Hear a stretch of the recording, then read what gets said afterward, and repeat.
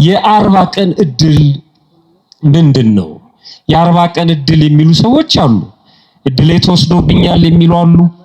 እድላችሁን ላስመልስላችሁ የሚሉ ደላሎችም አሉ። ቤተክርስቲያን ያላስተማረቻቸው ያላሰናበተቻቸው የኛን መስቀል የኛን መቁጠሪያ ጨብጠው እድል ተወስዶብሃል ሲሉን እኛም እዛ እግራቸው ስር ምንፈራፈር ሰዎች አለ። እድል አይቀማም። በነገራችን ላይ በየጸበሉ የምትንከራተቱ ሰዎች አቆሙ። ማንም ሰው እናንተን እድል መቀማት አይችልም። ማንም በፍጹም ማንም የማንንም እድል አይቀማም። አሁን ይሄ በቀበሌ በራሽን በመናምን ያልሆነ አይደለም። እሱ ወስዶ ሊሸጥብህ ይችላል። እሱ እድል አይደለም ይጀምር እሱ ነው። ስለሱ አይደለም የተነጋገርን ያለው። ስለ ሎተሪም አይደለም። አንዳንዱ ይሄ 50 ሰው ቆርጦ ለአንድ ሰው ሰጥቶ 49ን መብላት እሱ እድል አይደለም። እሱ እኔ እድል የሆነው ሎተሪ ያወጣልኝ ይላል። እሱ አይደለም ወዳጅ። በክርስትና ህይወት እሱ አይደለም። እሱ ሌላ ጉዳይ ነው። እሱ ህጋዊ ቁማር ነው። ሌላ ነገር እኮ አይደለም። በህግ የተፈቀደ ቁማር ማለት ነው ሎተሪ ማለት። ሌሎች ሰዎች ሲያጫውቱት እኮ አይፈልግም መንግስት አይደለም። እኔ ብቻ ነኝ ማጫውት ነው።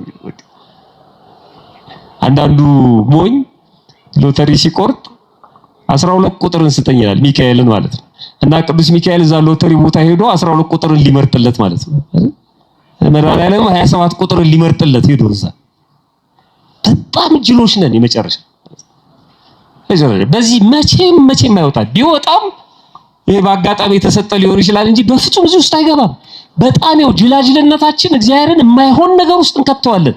ሁለት እግር ኳስ ቡድኖች ሲጋጠሙ ለአንደኛው ምን ደግፍ ሰዎች እንደውም በቤት ያደራሽ እንላታል። ምን ታርግ እሷ እዛ እግር ኳስ ውስጥ ምን ያርግ ቅዱስ ሚካኤል? በጣም ተጃጅለናል። የመጨረሻ እግዚአብሔር የአንድ ሰው ደስታ ነጥቆ ለሌላ አይሰጥም። ሁለት እግር ኳስ ቡድኖች አንዱ ሲሸነፍ ይደሰታል፣ ያዝናል። አንዱ ሲያሸንፍ ይደሰታል አይደል? በሁለቱ መካከል ለቅሶም አለ ደስታም አለ አይደል?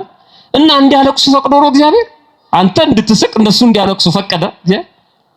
ይሄ ዓለም የሚሰጥ ነው። እግዚአብሔር እዛ ውስጥ የለም፣ በጭራሽ በፍጹም የለም።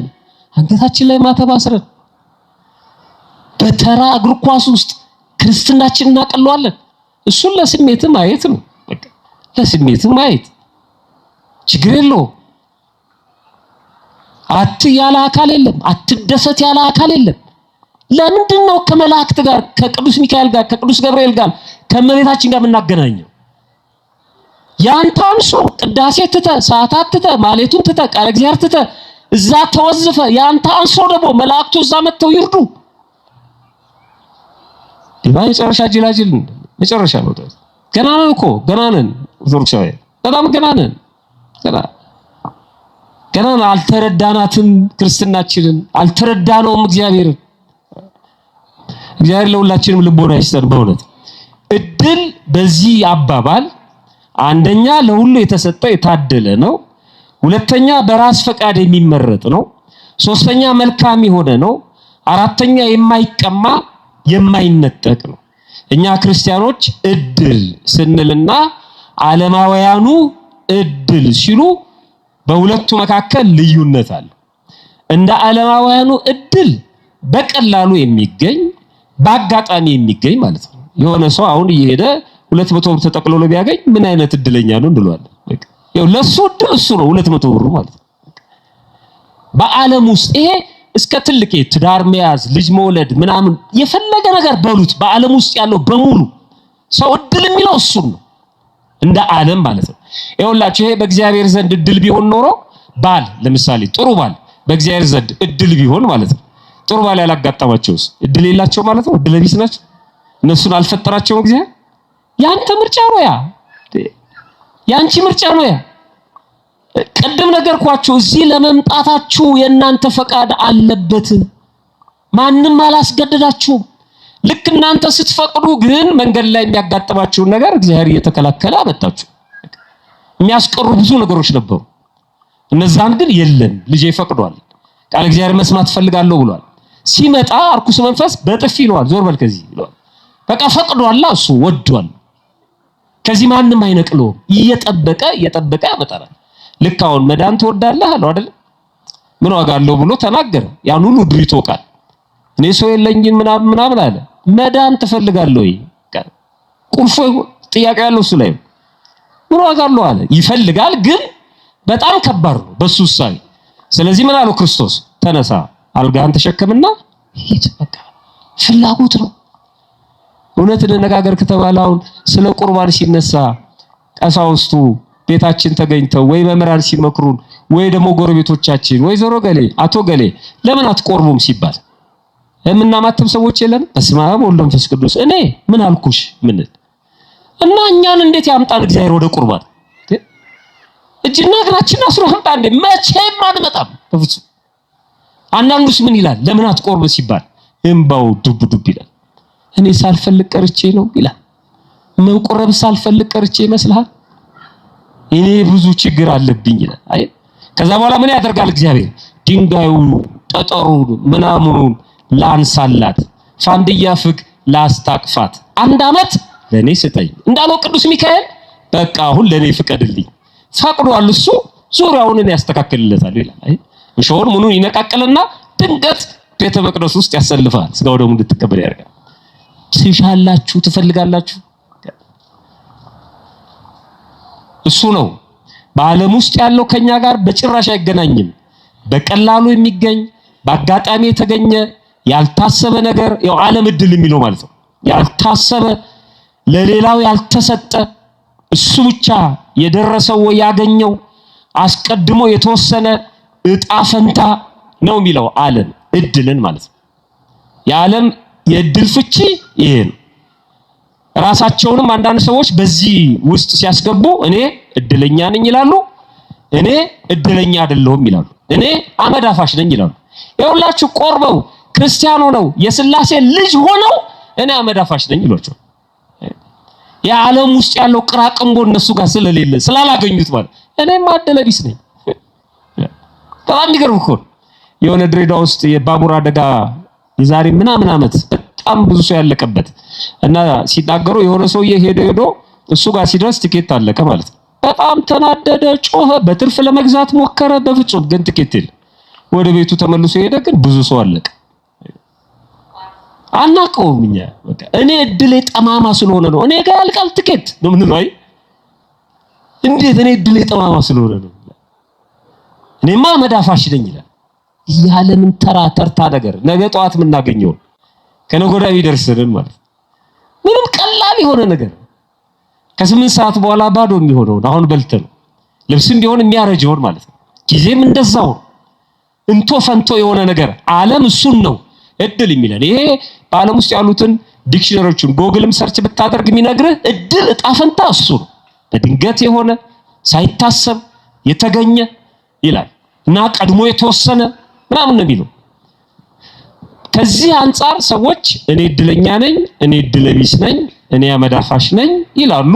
ከዛ ሲያጡት ያንን እድል ለማስመለስ ወደ ሆነ ቦታ ይሄዳሉ። ከዛ በኋላ እድላችንን እናስመልሳለን ብለው በነፍስ ያገኙትን ነገር በሙሉ ያጣሉ ማለት ነው። እግዚአብሔር ከዚህ ይሰውረን። በእውነት የክርስቲያኖች እድል ምንድነው? በደንብ እንድትሰሙ ይፈልጋሉ። እኛ እድል የምንለው ምንድነው ነው? እኛ እድል የምንለው ምንድነው? የመጀመሪያው እድላችን ራሱ እግዚአብሔር የኛ ማለት ነው። እድላችን ራሱ እግዚአብሔር ነው። እድል ስጦታ ነው፣ የተሰጠ ነው። የሃይማኖት መገለጥ ነው። እግዚአብሔር ራሱን ነው ለኛ የገለጠው። ራሱ ነው አለው እዚህ ነኝ ያለን። ራሱ ነው ወደዚህ ምድር ያመጣን። ስለዚህ እግዚአብሔር ራሱን ነው የሰጠን። ሁለት ጊዜ በመፍጠርም በማዳንም ራሱን የሰጠን ራሱ ነው። እኛ ማመልከቻ ጽፈን አይደለም፣ እኛ አይደለንም የመጣነው፣ እሱ ነው ያመጣን ራሱ ማለት ነው። በመዝሙር 15 ላይ ቁጥር 5 ላይ እግዚአብሔር የርስቴ እድል ፈንታና ጽዋዬ ነው ወይም እድል ፈንታዬ ጽዋ ተርታዬ እግዚአብሔር ነው። አንድ ክርስቲያን የሚለው ይሄንን እግዚአብሔር ነው፣ እጣዬንም የምታጠና አንተ ነህ ይለዋል። በክርስትናው ሁሉም የሚሆነው እንደ እግዚአብሔር መልካም ፈቃድ ነው። እግዚአብሔር ሲያውቅ ሳያውቅ የሚደረግ ምንም ነገር የለም። እንደ እግዚአብሔር እቅድ፣ እንደ እግዚአብሔር ፈቃድ መልካም የሆነው ነገር በሙሉ የሚደረገው ማለት ነው። ለሁሉም የታደለና የተሰጠ ነው። ምንድነው የተሰጠን? እድላችንን እግዚአብሔር ነው ካልን እሱ እግዚአብሔር የኛ እድል እጣ ፈንታ ሆኖ ለኛ የሰጠን ነገር ምንድነው? የታደልነው ነገር ምንድነው? እኛ ታደለናል። እንደኛ የታደለ የለም። በመጀመሪያ ደረጃ የታደልነው ሰው መሆን ነው። ሰው መሆን ተሰጥቶናል ወይም ታድሎናል። ምንም ሳንለፋ ሳንደክም በብርሃናዊ እጆቹ ከአፈር የፈጠረን ራሱ እግዚአብሔር። ሰው እኮ ተጠንቶ ያላለቀ ፍጥረት ነው። በጭራሽ ሰውን መርምሮ አጥንቶ የሚጨርሰው ማንም የለም በፍጹም። ይሞክራሉ ሰዎች። ሰው እንዲህ ነው ሰው ራሱን በራሱ ማጥራት አይችልም። በጣም ከባድ። ከዛ ውጪ ነው ሰው መሆን በራሱ በጣም የተለየ ነው። አሁን በእኛ ዘመን ተራ ነገር ሰው መሆን ማለት ነው። በሰከንድ ውስጥ የሰው ህይወት ሲያልፍ እናያለን። ሰው መሆንን የማያከብር ሰው ሌላውም ሰው እንዲኖር አይፈልግም። ሰው መሆን እድል ነው፣ የተሰጠ ስጦታ ነው። ለሁሉም እኩል የተሰጠ ስጦታ ነው። ሰው በመሆን ውስጥ ያው እኛ ለማሳነስ አንዳንዱ ሰው ጆሮ የማይሰማ አይኑ የማያይ እግሩ በደንብ የማይራመድ ወይ አካለ ስንኩል አካለ ጎዶሎ ምናምን እንላለን። እግዚአብሔር ጋር የለም። ሰው ነው እሱ። ግማሽ ሰው የለም እግዚአብሔር ጋር። አንድ አራተኛ ሰው የለም እግዚአብሔር ጋር። አንድ ሁለተኛ ሰው የለም። ሰው ነው እግዚአብሔር ጋር። ቀይ ስለሆነ የሆነ ሀገር ቋንቋ ስለሚናገር በፍጹም ሰው ነው። ክርስቲያንም ይሁን ምንም ይሁን እግዚአብሔር ጋር ሰው ነው። በቃ አለቀ። የመጀመሪያው ሰው መሆን የመጀመሪያው እድል ማለት ነው። ከዛ ቀጥሎስ ከሰውነት ደግሞ ክርስቲያን መሆን የሚገርም ነው። ለምንድነው ክርስቲያን የሆን ነው? ያጣነው እንድናገኝ ነው እንጂ እግዚአብሔር መጀመሪያ ክርስቲያን አድርጎ መፍጠር ይችል ነበር። ክርስቲያን የሆን ነው ሰው ከሆንን በኋላ ያጣነው ነገር ነበርና እሱን ለማስመለስ የተሰራልን ህግና መንገድ ነው ክርስትና። እሱ የምታስመልሱት በዚህ መንገድ ነው አለ። እኔ ሁሉ ጊዜ እየመጣው ደግሞ አልሰጣችሁም፣ ይሄው የጸጋ ግምጃ ቤት ከዚህ ውሰዱ አለ። ልጅነትንም ውሰዱ፣ ክህነትንም ውሰዱ፣ የኃጢአት ስርየትንም ውሰዱ፣ እዚህ ነውና ውሰዱ አለ። አስቀምጦት ሄደ። በአካል ማለት ነው። በአካለ ሥጋ አረገ ለሐዋርያት ሰጥቶ ማለት ነው። ስለዚህ ክርስትናን ማንም ሰው መጥቶ መውሰድ ይችላል። ክርስትና ለሁሉ የተሰጠ እድል ነው። እናንተ ወሰዳችሁ፣ ሌሎቹ አልወሰዱም። ስለዚህ እድል አልተሰጣቸውም አይባልም። ተሰጥቷቸዋል ግን አልተጠቀሙበትም። ለሁሉም እኩል የሚሰጥ ነው በክርስትና እድል ማለት ነው። በእግዚአብሔር ዘንድ ለሁሉም እኩል የሚሰጥ ነው። ጥምቀት እድል ነው። ድህነት እድል ነው። የዘላለም ሕይወት እድል ነው። መንግስተ ሰማያት እድል ነው። እኛ እድል ፈንታችን ጽዋ ተርታችን መንግስተ ሰማያት ናት። የሰዎች ሁሉ እድል መንግስተ ሰማያት እንደሆነች አንድ ጥቅስ ብቻ አንስቶ መናገር ይቻላል። የማቴዎስ ወንጌል ምዕራፍ 25 ላይ ከቁጥር 34 ጀምራችሁ ስታነቡ ንጉሱ በቀኙ ያሉትን ይላል። ክርስቶስ ነው ሲመጣ ወደዚህ ምድር ዓለምን ለማሳለፍ በቀኙ ያሉትን እንዲህ ይላቸዋል። ልብ አድርጎ በየት በኩል ያሉትን ነው የሚለው? በቀኙ ያሉትን እንዲህ ይላቸዋል፣ እናንት የአባቴ ብሩካን ኑ ዓለም ከተፈጠረበት ጊዜ ጀምሮ የተዘጋጀላችሁን መንግስት ውረሱ ይላቸዋል። ዓለም ከተፈጠረበት ጊዜ ጀምሮ ያዘጋጀውላችሁን መንግስት ውረሱ። እነማንን? ጻድቃንን። እናንት ብሩካን። ጻድቃን የሆኑት በምንድን ነው? በራሳቸው በጎ ፈቃድ ነው። አስገድዷቸው አይደለም። ክርስቶስ አንተ ጻድቅ ትሆናለህ፣ አንተ አትፈልግም ብሎ አይደለም። ተክለ ሃይማኖት የተጠመቁት በዚህች ቤተክርስቲያን ነው። በዚህች ማለት በዚህ በቦሌ ቅዱስ ሚካኤል ቤተክርስቲያን ማለት አይደለም። አንዲት በሆነች ቤተክርስቲያን የተጠመቁት እዚህ ነው። ለሳቸው የተሰጠው ልጅነት እኔ የሚወሰድኩት ልጅነት ነው። ለሳቸው ከፍ ያለ ልጅነት ለኔ ትንሽ ልጅነት አልተሰጠኝም። የሥላሴ ልጅነት ነው የወሰዱት። ይቀበሉ የነበረው ቅዱስ ሥጋና ክቡር ደም እኔ መቀበለው ነው። ያገለግሉበት የነበረው መንበርና ያገለግሉበት የነበረው ክህነት ያገለግሉት የነበረው እግዚአብሔር ይሄው ካህናቱ የሚያገለግሉበት ክህነት ነው። የተክለ ሃይማኖት ክህነት ይሄ ነው። ምንም ያዳላው ነገር የለም። በተሰጠው ስጦታ እኩል ነው።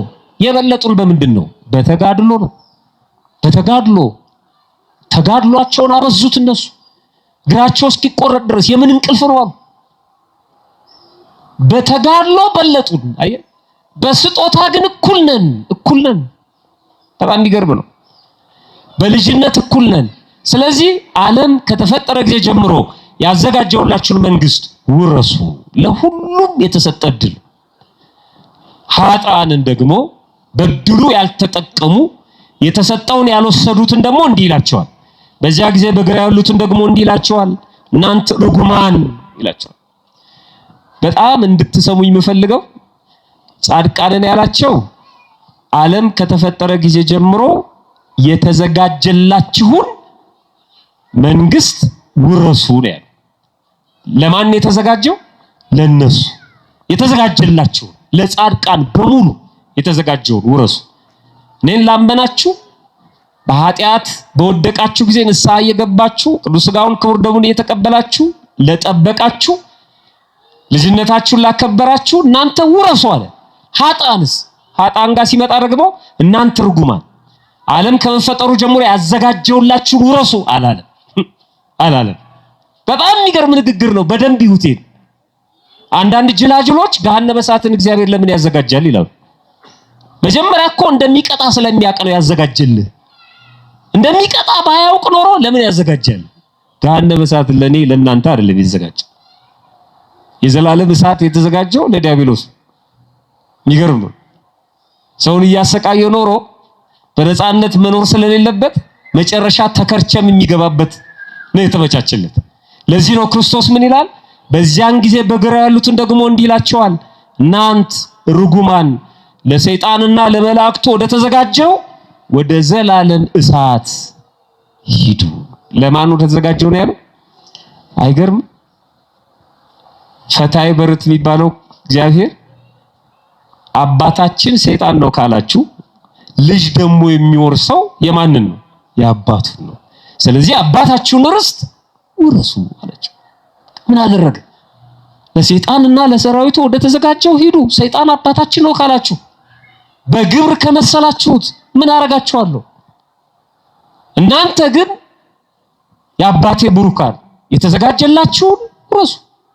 እነዚህ በግራ ያሉት በቀኝ እንዲሆኑ ያልተፈለገበት ምክንያቱ ምንድነው? እግዚአብሔር ሳይፈቅድ ቀርቶ ነው? አይደለም። በራሳቸው ፈቃድ አንፈልግም አሉ። ክርስትና የተሰጣቸው ልጅነት አንፈልግም አሉ። አንዳንዶቹም በተሰጣቸው ልጅነት ቀለዱ እና ምን ያርግ? እድሉ ለሁሉም ነው። የተጠቀመበት ሰው ግን በዛ እድል አትራፊ ነው። ፍጻሜው ምን ሆነ ይለናል? እነዚያ ወደ ዘላለም ቅጣት፣ ጻድቃን ግን ወደ ዘላለም ሕይወት ይሄዳሉ ይላል። ነፍስ እንደማትሞት ነው የሚነግረን። በዚህ በቅዳሴያችን በእንተ ቅድሳት ዲያቆኑ እናንተ አሜን ኪራይ ላይ ሰው ያላችሁ የምትቀበሉት ጸሎት ላይ ተንበርክከን ስግዱ ከተባለ በኋላ ከሚላቸው ጸሎቶች መካከል አንዱ በጎውን እድል ይላል። በደንብ ስሙኝ። በጎውን እድል ኃጢአትን ለማስተስረይ ሁለተኛ መወለድ የሚገኝባትን ሕጽበት እግዚአብሔር ይሰጣቸው ዘንድ በጎውን እድል ሚላ ጥምቀትን ነው። እግዚአብሔር ይሰጣቸው ዘንድ በቅድስት ሥላሴ ማህተም ያከብራቸው ያትማቸው ዘንድ ስለ ንዑሰ ክርስቲያን እንማልዳለን።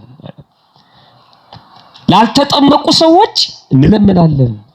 ላልተጠመቁት በጅምላ አይደለም፣ ወደው ፈቅደው መጥተው እየተማሩ ያሉት 3 ዓመት እስኪሞላቸው ድረስ ንዑሰ ክርስቲያን የሚባሉት እነዚህ ወደ ጥምቀት እንዲደርሱ እንማልዳለን። እቺ በጎ እድል ነች ጥምቀት። ስለዚህ ሰው ጥምቀትን የሚያህል እድል ተቀብሎ እኔ እድለ ቢስ ነኝ እንዴት ይላል? እንደው እግዚአብሔር አይታዘብም? እዚህ ውስጥ ማንም እድለ ቢስ የለም በእግዚአብሔር ዘንድ። ማንም እድለ ጠማማ ነው ማለት አይችልም። በቤተ ክርስቲያን ማንም ክርስቲያን ይሆን በዓለም ውስጥ ብዙ ነገሮች ሊኖሩ ይችላሉ። እሱ ከእድል ጋር የሚገናኝ አይደለም። ስለሰራ ስላልሰራ፣ ስለ ሰዎች ክፋት፣ ስለ ፈተና፣ የማተብ የሃይማኖት ፈተና ሊሆን ይችላል፣ የኑሮ ፈተና ሊሆን ይችላል። እሱ ብዙ ጉዳዮች አሉት እንጂ ከእድል ጋር ምንም የሚገናኝ ነገር የለም። ይሄ የተሰጠው ለሁሉም ነው። ክርስቶስ የተወለደው ለሁሉም ነው። የተጠመቀው ለሁሉም ነው። የተሰቀለው ለሁሉም ነው። የሞተውም ለሁሉም ነው። ታስታውሱ ከሆነ በሉቃስ ወንጌል ምዕራፍ 2 ቁጥር 10 ላይ መልአኩ እንዲህ አላቸው፣ ለእረኞቹ ተገልጦ በተወለደ ጊዜ በዳዊት ከተማ መልአኩ እንዲህ አላቸው፣ እነሆ ለሕዝቡ ሁሉ የሚሆን ታላቅ ደስታ የምስራች እነግራችኋለሁና አትፍሩ። ለማን ሁሉ ነው ያለው? ለሕዝብ ሁሉ የሚሆን ክርስቶስ የተወለደው እንደዚህ ነው። ለሕዝብ ሁሉ የሚሆን የምስራች ታላቅ ደስታ ነግራችኋለሁና አትፍሩ። ይሄ ለሕዝብ ሁሉ የሚሆን የምስራች ምንድነው አለ? ዛሬ በዳዊት ከተማ መድኃኒት እርሱም ክርስቶስ ጌታ የሆነ ተወልዶላችኋል። ለሁሉም ነው የተወለደው። እሱ ራሱ የመጣው ለሁሉም ነው፣ የተሰቀለው የሞተው ለሁሉም ነው። ለምን? የሚወደው ሁሉንም ስለሆነ። እንደውም የዮሐንስ ወንጌል ምዕራፍ 17 ላይ ከጥፋት ልጅ በቀር ይላል። ከጥፋት ልጅ በቀር ማንም የጠፋ የለም። ከጥፋት ልጅ በቀር ያለው ለምንድን ነው? እግዚአብሔር ወዶ ፈቅዶ ጥፋት ፈርዶበት ሳይሆን ራሱ ወደ ፈለገው መንገድ ስለሄደ ነው። ይሁዳ ማለት ነው። ራሱ ወደ መረጠው መንገድ ስለሄደ ከዛ ውጪ በጭራሽ ማንም እንዲጠፋ ፈቃዱ እንዳልሆነ ይናገራል። የሚወደው ሁሉንም እንደሆነ የዮሐንስ ወንጌል ምዕራፍ 3 ቁጥር 16 ላይ በእርሱ የሚያምን ሁሉ የዘላለም ሕይወት እንዲኖረው እንጂ እንዳይጠፋ እግዚአብሔር አንድያ ልጁን እስኪሰጥ ድረስ ዓለሙን እንዲሁ ወዷል። ዓለሙን በሙሉ እንዲሁ ወዷል ይላል። የተሰቀለው ለሁሉም ነው። አንደኛ ጢሞቴዎስ ምዕራፍ 2 ቁጥር 9 ላይ ራሱን ለሁሉ ቤዛ አድርጎ ሰጠ ይላል። ለሁሉም ነው። ከለመኑትም የሚሰማው ሁሉንም ነው። እኔን አይሰማኝም፣ እኔን ትቶኛል፣ እኔን ረስቶኛል፣ እስኪ እኔን አይሰማኝም አንቺን ከሰማሽ ጸልይልኝ የሚሉ አሉ። እንዳትሉ እግዚአብሔር እንደዚህ አይደለም። የቀበሌ ወይ ምናምን ድርዳኛ አይደለም። እግዚአብሔር መርጦ የሚሰማ አምላክ አይደለም። ሁሉንም ነው የሚሰማው። እንደዚህ ይላል መጽሐፍ። ሐዋርያው ቅዱስ ያዕቆብ በምዕራፍ 1 ቁጥር 5 ላይ ከናንተ ግን ይላል። ከናንተ ካመናችሁት ከተጠመቃችሁት ከናንተ ግን ማንም ጥበብ ቢጎድለው ሳይነቅፍ በልግስና ለሁሉ የሚሰጠውን እግዚአብሔርን ይለምን። እግዚአብሔር እንዴት ነው የሚሰጠው? ሳይነቅፍ። አንተ ትላንት ተሰጠ የትላንቱን ምን አደረከው አይል። እኛ እንላለን አንድ የነቢጤ ጠዋት መጥቶ ስለ እግዚአብሔር ብሎ ቢለምነን እንጀራ በወጥ አጥቅሰን ብንሰጠው ማታ ላይ መጥቶ ስለ እግዚአብሔር ቢል እንዴ ነው ምን አይደል?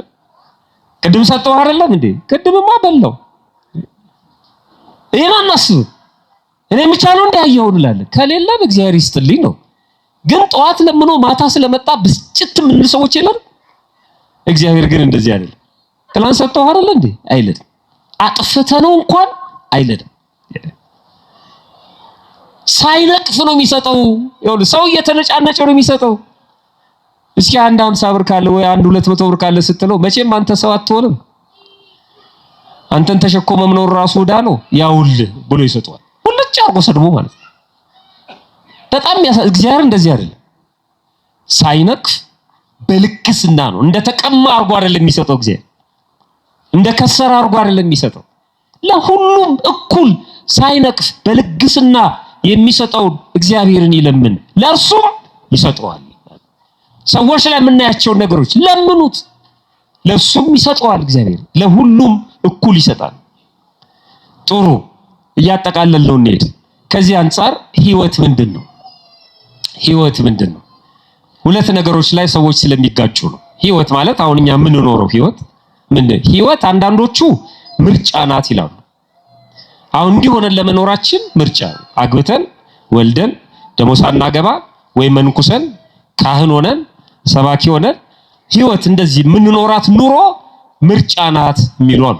አይ የለም ምርጫ አይደለም፣ እድል ነው፣ እጣ ፈንታ ነው፣ በ40 ቀን የተጣፈ ነው የሚሉ አሉ። እኔ ሰባኪ ሆንኩት በ40 ቀን ስለተጻፈልኝ ነው፣ እጣ ፈንታዬ እድሌ ስለሆነ ብለው የሚያስቡ ሰዎች አሉ። የኔ 40 ቀን እድሌ በቃ እንዲሆኝ መኖር፣ ደሃ የሆንኩት ይሄ 40 ቀን የተሰጠኝ ነው ይላል።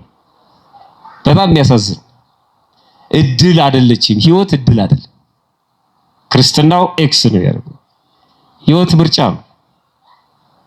እድል የምትሆነው ቅድም የነገርኳችሁ ህይወት ስትሰጠን ነው። በኋላ ላይ እናየዋለን። ከዛ ከተሰጠችን በኋላ የኛ ምርጫ አለበት። እድል ቢሆንማ ህይወት እድል ቢሆን ኖሮ እግዚአብሔር ፈታዬ በርት አይደለም ማለት ነው። መጀመሪያው ነው እኛ ደሃው ሆነን እንድንክደው እንድንበድለው አድርጎ ከፈጠረን በኋላ መጨረሻ ላይ ለምን ገሃነም ያስገባል? ራሱ እንድንሆን ፈጥሮ ማለት ነው። ለምን ያስገባል? በደረሰው ድርሰት ውስጥ ተዋናይ ሆነ እንድናልፍ ከሆነ ለምንድነው የሚፈርድብን መጨረሻ ታዲያ? እሱ ራሱ ነው መውሰድ ያለበት ኃላፊነቱን ነው አይደለም? እንደሱ አይደለም። የ40 ቀን እድል ለሚሉ ሰዎች መነሻ የሚያደርጓቸው ብዙ ነገሮች አሉ። ግን በመጽሐፍ ቅዳሴ ላይ አንድ ቃል አለ። ሕፃንን ይላል፣ የአትናቴዎስ ቅዳሴ ነው። ሕፃንን ከአባቱ ወገብ አውጥተህ ወደ ሴት ማህፀን የምትልከው እግዚአብሔርን ሲለምነው ማለት ነው። ሕፃንን ከአባቱ ወገብ አውጥተህ ወደ ሴት ማህፀን የምትልከው ሆይ በረቂቅ ሰፋድልን ወይም መጠቅለያ የምትጠቀልለው ውሃም ሲሆን እንግዲህ ሲጸነስ ሕፃኑ ማለት ነው። ውሃም ሲሆን በጥበብ የምታረጋው የሕይወት መንፈስንም እፍ ትልበታለህ።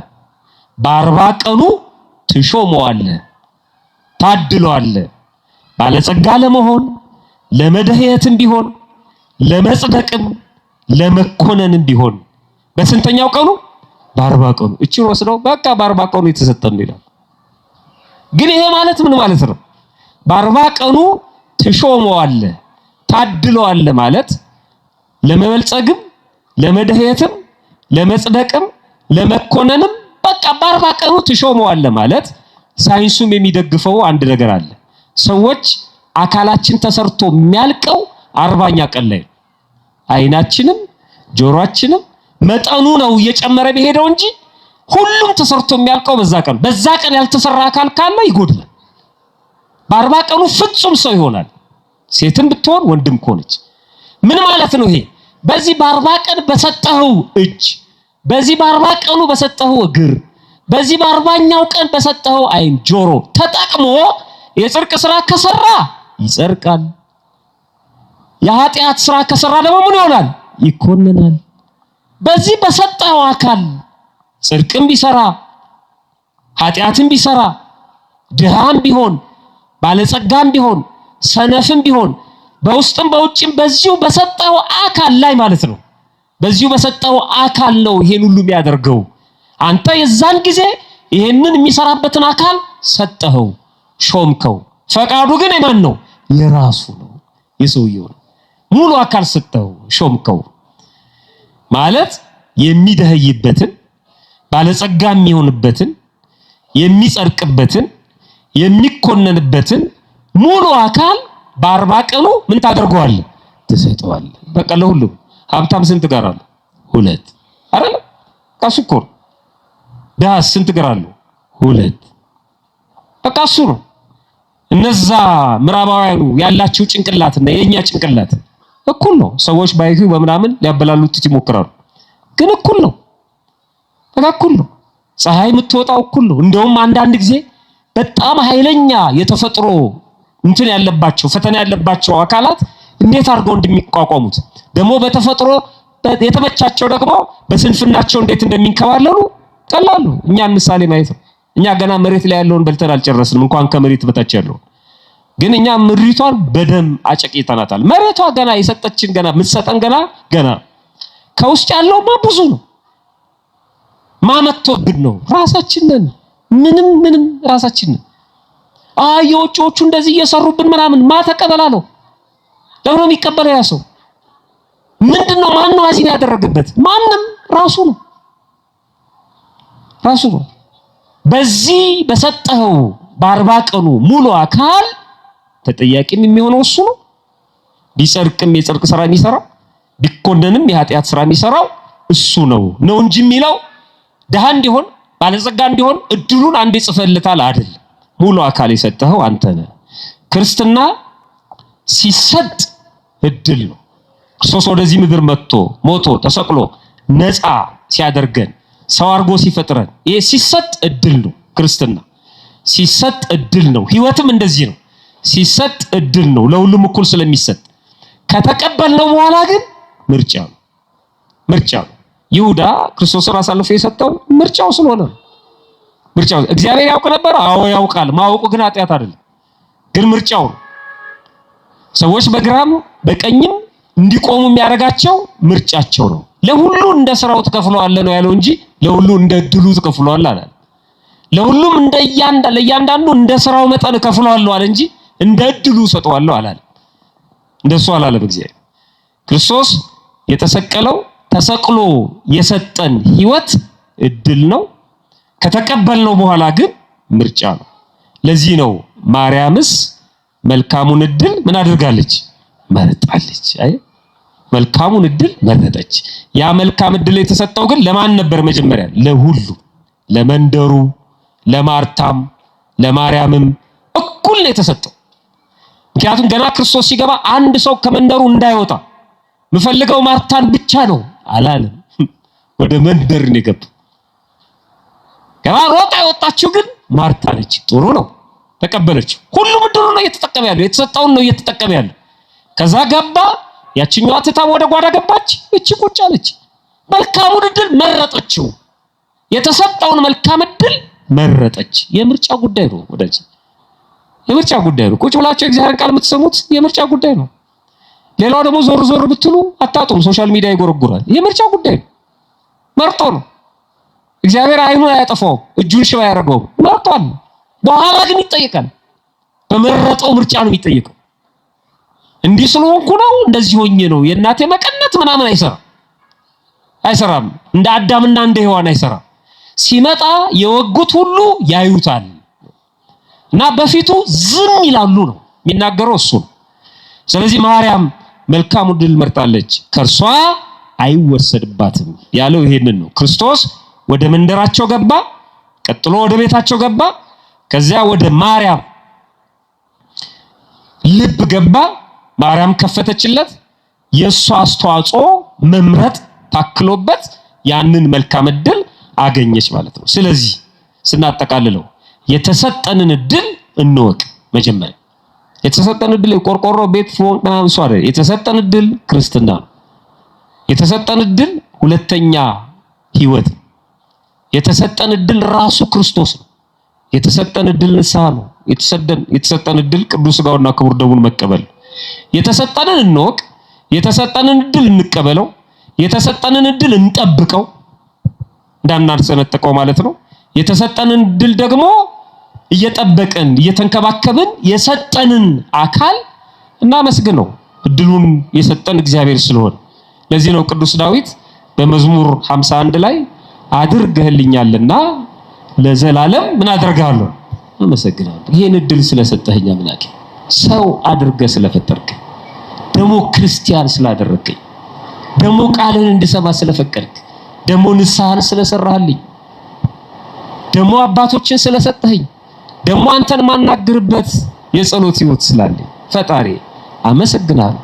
በዓለም ያለውማ ይመጣል፣ ችግር የለውም፣ እሱ ይመጣል። ዓለም ዕድል የሚለውና እኛ ዕድል የምንለው በጭራሽ አይገናኝም።